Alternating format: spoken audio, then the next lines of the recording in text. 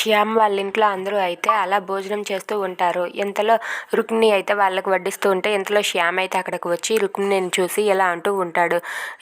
ఇలా అనుకుంటూ ఉంటాడు, ఈ రుక్మిణి ఇందాకలో ఎవరినో కలిసింది, ఆ కలిసిన అతనితో ఏదో మాట్లాడింది, ఇదంతా నేను చూశాను, ఇప్పుడే అడిగేస్తాను, అందరి ముందు అడిగితేనే కదా తన నిజస్వరూపం బయటపడుతుంది అని చెప్పి అక్కడ ఉన్న రుక్మిణిని శ్యామ్ ఇలా అడుగుతూ ఉంటాడు. రుక్మిణి, నువ్వు ఈవినింగ్ ఎక్కడికైనా బయటకు వెళ్ళావా అని చెప్పి అడుగుతూ ఉంటాడు. ఆ మాటలకు రుక్మిణి అయితే సుందర్ వెళ్ళాను అని చెప్పి అంటుంది. ఎవరు ఎవరు అతను, ఎవరితో మాట్లాడావు, నువ్వు ఏం మాట్లాడావు చెప్పు అని అడుగుతూ ఉంటాడు.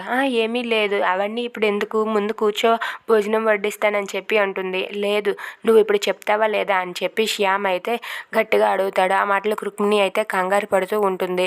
ఇక శ్యామ్ అయితే చెప్పు రుక్మిణి, నిన్నే అడుగుతున్నది, చెప్పవేంటి అని చెప్పి అడిగితే ఇంతలో శ్యామ్ ఇలా అంటూ ఉంటాడు.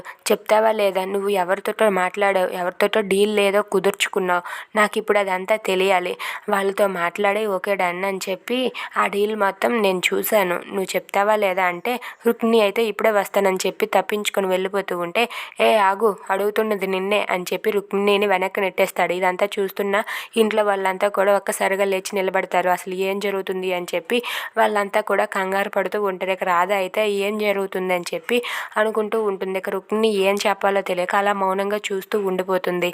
If you like this video, please like, share and subscribe. Thanks for watching.